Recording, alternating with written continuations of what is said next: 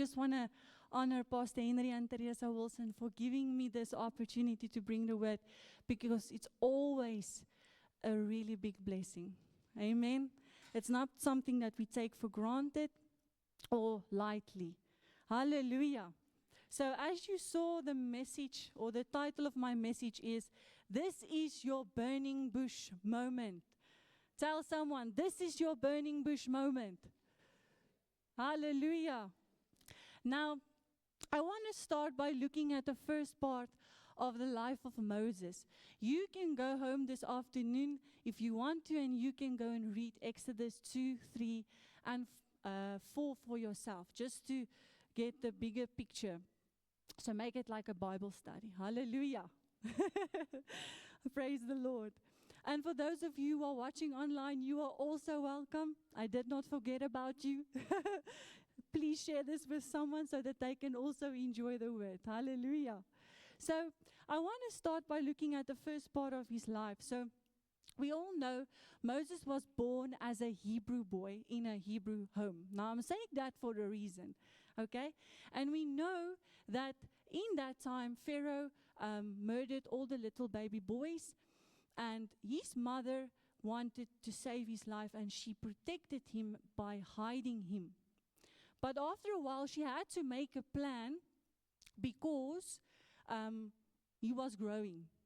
And she put him in a basket, and obviously ended up in the river. And like God wanted it to happen that day, because it's not coincidence. God planned it. Pharaoh's daughter came to bath in the river.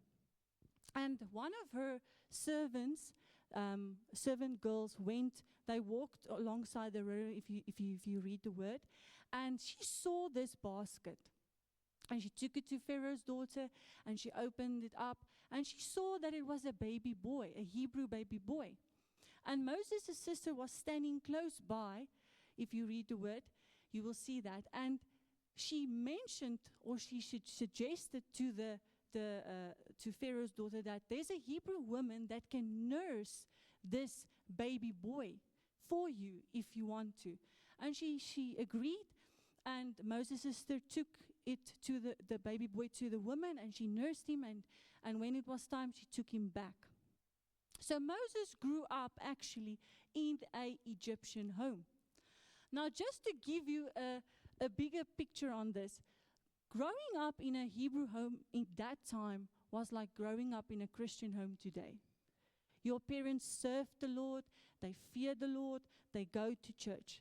But growing up in an Egyptian home is like growing up in the world today, in a worldly home. Your parents don't serve the Lord, they don't go to church. And remember, the Egyptians had a lot of gods. They did not just have one God. Okay, they served a lot of gods. So that was the kind of environment that Moses was growing up inside.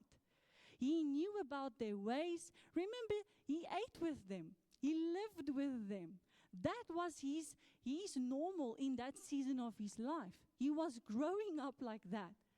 So he grew and he became a man. But something that Moses still had, he had a heart for his own people. When you read Exodus 2, you will see how he saw how an Egyptian was beating a Hebrew man. And he stood up for this Hebrew man, but he made a mistake by murdering the Egyptian. And he hid him. But like the word says, that everything that is in the dark will come to light. So it came to light. And then Pharaoh wanted to kill Moses for doing that. So out of fear, Moses ran. And he ended up in a desert place called Midian. Now I want to read from Exodus 3, verse 1 to 8 for us. Okay. Thank you. They have it ready. They are on fire. Exodus 3, verse 1. Now Moses was tending the flock of Jethro, his father-in-law, the priest of Midian, and he led the flock to the back of the desert and came to Horeb, the mountain of God. And the angel of the Lord appeared to him in a flame of fire from the midst of the bush. So he looked, and behold, the bush was burning with fire, but the bush was not consumed. Interesting. Then Moses said, I will now turn aside and see this great sight. I will now turn aside and see this great sight, why the bush does not burn. So when the Lord saw that he turned aside to look, God called to him from the midst of the bush and said, Moses, Moses. And he said, Here I am. And then he said, Do not draw near this place. Take your sandals off your feet, for the place where you stand is holy ground. Moreover, he said, I am the God of your father, the God of Abram, the God of Isaac, and the God of Jacob. And Moses hid his face, for he was afraid to look upon God. And the Lord said, I have surely seen the oppression of my people who are in Egypt, and have heard their cry because of their taskmasters. For I know their sorrows. So I have come down to deliver them out of the hand of the Egyptians, and to bring them up from the land to a good and large land, to a land flowing with milk and honey. I just want to read until there. So remember, when Moses ended up in the desert, okay, he met his wife there. He got married and he had children. And he was working for his father-in-law in that time of his life. Because the word says he was tending the flock of Jethro, his father-in-law. Okay? So he was working for his father-in-law. Things were comfortable. He was in a comfortable season in that time of his life. Remember, there no one wanted to murder him. And he feared going back to Egypt. So that's the first thing. He was still running from the thing that he did wrong. The second thing is, he was in a comfortable season. He had the wife, he had the children, he had the job. Things were nice. Why on earth would he want to go back to Egypt? It doesn't make sense. But in one moment, he has an encounter with the living God that changes his life, but also the generations to come. And he receives his assignment from God, his purpose, what he should do for God. But also, he has to face the thing that he's running from, because now he needs to go back to Egypt. And the thing that we need to remember, church, is God did not choose Moses because of his perfect background, because of the fact that he was able to speak well, or the fact that he did everything right. Think about it for a moment. Here is this man, he grew up in an Egyptian home. That's why I gave you that background. He grew up in a worldly system. He wasn't able to speak that well. The Bible says he was slow of speech and slow of tongue. That means he had a stuttering problem. The third thing, he murdered someone. Today, they put you into jail when you murder someone. Okay? And God still chose him. If Moses had to go for the interview today, he would not get the job. Honestly. Because what would Christians do today? They would criticize him. They would judge him. They would think, why would God use you for that? And if you look at Moses, he's not the according to the world, he's not the man for the job, but still God chose him. Amen? And as I was preparing, I just felt to say to someone that is listening today, God did not choose you because you are perfect, or because of your perfect background, or because of the mistakes you did not make, or will make, or did make. Nothing of that is the reason why God chose you. He is God. And if you go and study Exodus 3 and 4, you will see how Moses gave the one excuse after the other excuse to God of why you can't use me. Go and read Exodus 3 and 4. You will see how, because everyone knows about the amazing things that Moses did, but go and read the word for yourself and see there how he used the one excuse after the other excuse for God not to use him. And you know what the amazing thing is about God? God did not look at Moses and like, yeah, you murdered someone, so maybe you're probably right. No, I should choose someone else. Maybe I should use someone that's actually a slave there in Egypt. They will understand better because you're living here in the desert and you're happy and you have a wife and you have children. Why bother you? But God did not look at Moses the way he saw his situation, his own insecurities, his own weakness. No, when God responded to Moses, he showed something about himself. He revealed his own character to Moses in his weakness. I'm going to say it again. He showed Moses who he is in Moses' weakness. And I want to tell you today, everything that you see as a weakness or a barrier in your life, God sees as an opportunity to reveal himself to you and to the world because he's going to do it through you. Amen? So don't look at yourself and think, you know what, God cannot use me because of this and this and this and this and this. Because it's a lie.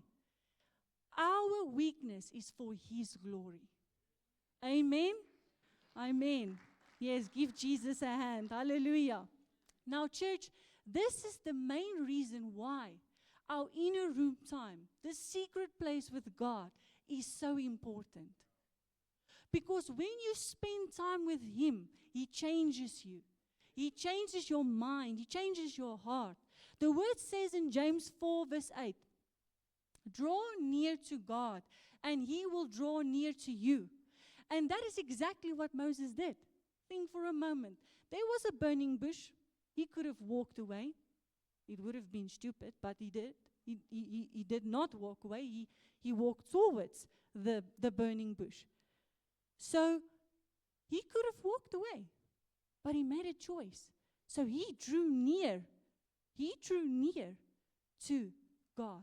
And what did God do when he saw Moses coming closer? He drew near to him. And Moses had an encounter with the living God.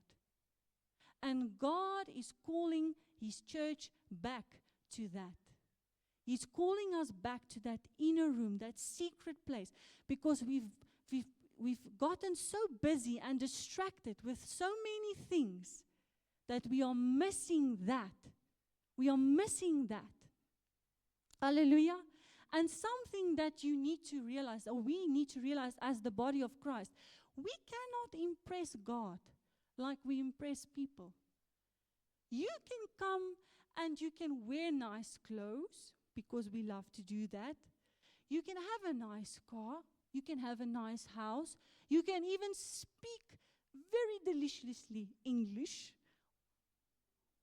It doesn't matter. Okay? Because God is looking not like people do. Because you can have all of that, church. But if your heart is far from God, you are missing it. We are missing it. See, God looks at the heart of people. Not like people that look at the outward appearance. See, the word says in 1 Samuel 16, verse 7, but the Lord said to Samuel, do not look at his appearance or at his physical stature, because I have refused him. For the Lord does not see as man sees. For man looks at the outward appearance, but the Lord looks at the heart. Hallelujah. God is looking for men and women that have a heart after his. That say, God, I want to obey you more than I want to please people. That want to put Jesus first in their lives. And not fear people more than they fear God. Amen? And the word says also in 2 Chronicles 7 verse 14, if my people who are called by my name will humble themselves. Listen, church, God is not speaking to the world here. He's not speaking to Egypt. He's speaking to his church. He says, if my people who are called by my name will humble themselves and pray and seek my face and turn from their wicked ways, then I will hear from heaven and I will forgive their sin and heal their land. See, God wants us to spend time in the secret place, spend time in His presence, because He wants to take Egypt out of our hearts. And we need to realize that the Holy Spirit needs to do that. And there's a reason for that. And yes, we will have to take off our shoes. We will have to get rid of those worldly and fleshly ways of doing things. Those places that we used to visit, we can't visit them anymore. Those music that we sometimes listen to, that's not in line with the word, we will have to give them up, because it's holy ground that we are standing on. Amen. And church, sorry, I'm preaching. Grace is not something that just saves us so that we can go on and live and look like Egypt. Jesus wants us to be different. He wants us to think different. He wants us to speak different. And He wants us to act different. And it happens when we spend time with Him in our inner room. When we spend time with God in the secret place, He comes by His Holy Spirit and by His presence, because we cannot do this by ourselves. I don't care how much you think of yourself or what kind of grade you have, or you can't do it by yourself. We are not able to change ourselves. It's only by the grace of God. It's only the Holy Spirit that can do that work. So please, if you are trying to change your spouse, stop it. It's not going to work. Okay? Only the Holy Spirit can do that. Please pray for them. Okay? Only the Holy Spirit can do that. Yes, amen. I'm stopping there. Hallelujah. Some people are enjoying this because they know. They know. Hallelujah. It's time for the church to come back to their first love. It's time for the church to come back to that place where they've spent time with Jesus and put Him first again. Because the world, church, needs Jesus. And God wants to send us as His body to the world, to Egypt. He wants to send us to Egypt so that we can go and make a difference. But how can He send us to Egypt if we talk like Egypt, if we think like Egypt, if we speak like Egypt? He cannot, because you're not going to stand out. We are not going to be light. We're not going to be salt if we are exactly like the world. If we go to the places that the world goes for entertainment the whole time, like, those places that we are not supposed to be at. If we go to those places to enjoy ourselves, what's making us different? We need to say, this stops now. We need to be different. And I'm for relaxing. I am for blessings, because the Word of God is for it. And if God is for it, then I'm for it. Amen? But there's certain things, there's certain boundaries, there's certain things in our life that we need to put to the side. The moment you came to Christ, that was in the past. Amen? Hallelujah. Now, Jesus wants a bride that will represent Him on this earth. A pure bride that will represent Him. So we need to think differently. We need to speak differently. And we cannot do that if we don't spend time with God. If we don't spend time in His presence, where we allow the Holy Spirit to take those things out. And I can promise you, you can be a Christian for 20 years now. There's going to be something. Because we will only arrive the moment you step into heaven. Hallelujah. That's the moment you will say, okay, now I have arrived. Praise the Lord, I have arrived. Okay? But until then, there's always something to work on. You can always become more like Jesus. Amen? There's always, somewhere in our lives, there's an area that we can grow in. Or the Holy Spirit needs to work. Maybe, when you drive on the road and you get angry when something jumps in front of you. Or maybe, I've seen this with people I think it happened to me and my husband. When was it? During the week we went to Checkers, and the one lady, just suddenly she came in front of me. And I said, it's okay. And she's like, I usually get angry with people when they do this to me. Now I'm doing it to them. It's okay. It's fine. The Holy Spirit is in with me. I'm patient. It's okay. So, in situations like that, we still need to grow. We still need to have more of the fruit of the Spirit in our lives. Amen? And that happens when we spend time with God in our secret place, in His presence. It's not just at church.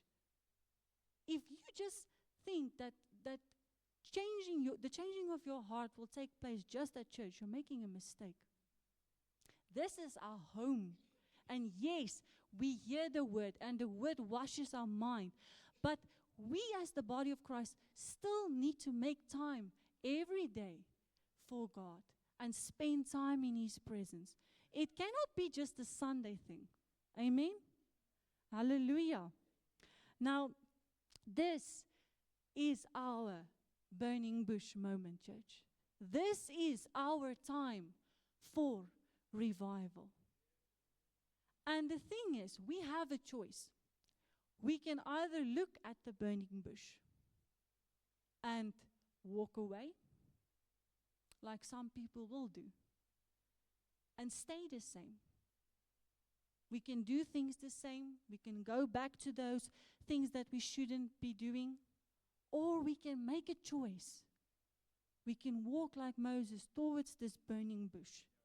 And we can allow the Holy Spirit to change our hearts. We can surrender to the Holy Spirit and allow Him to come and wash our minds and change our hearts and do something new inside of us. Amen? And something that you have to remember, when Moses went back, he wasn't the same man. He wasn't the same man because he had an encounter with God. And see, when you spend time in your inner room with God, you are not going to be the same man or woman. When people look at you, when you go to Egypt, they will see, what happened to you? I want what you have. And the amazing thing is, you are going with a promise because the great I am is going with you. You're not going alone to that Egypt, to that family member, or to that workplace. God is with you, and He will give you wisdom. He will strengthen you. And every Pharaoh that you face and every Red Sea that you face will have to submit under the authority of Jesus Christ. It has to. And God will get the glory. Amen? Hallelujah. Now, the question, church, is not if God is able. The question, because the God of Abraham, Isaac, and Jacob is able.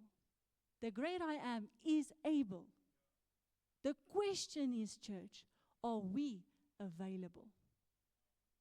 Are we willing to give up Egypt so God can use us? Are we willing to spend time in the presence of God so the Holy Spirit can change us? Are we willing to surrender everything so God can have His way in our lives. Amen? Now this is our burning bush moment. This is our time for revival. What will you choose?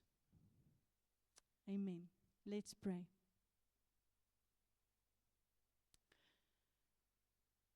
Dear Heavenly Father, I thank you for this wonderful word.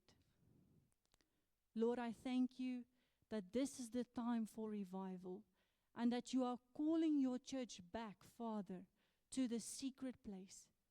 Lord, so that you can change our hearts and renew our minds, Father, and touch us again, Father, so that we can go out to Egypt, because the world needs Jesus.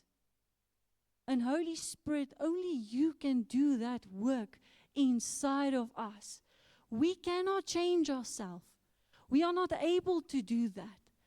And today my prayer is, Lord, that people will walk towards that burning bush, that they will not turn around and go back to their old lifestyle, Father, but that they will allow the Holy Spirit to change them. Lord, because you are raising up a remnant that say that we will obey you.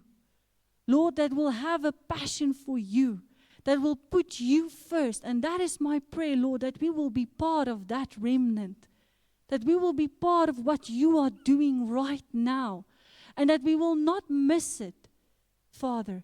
Thank you, Jesus, for what you did on the cross. Thank you for the Holy Spirit. And thank you that you are not giving up on us, Father, because you never do. The work that you started in us, you will finish, because that is what your word says.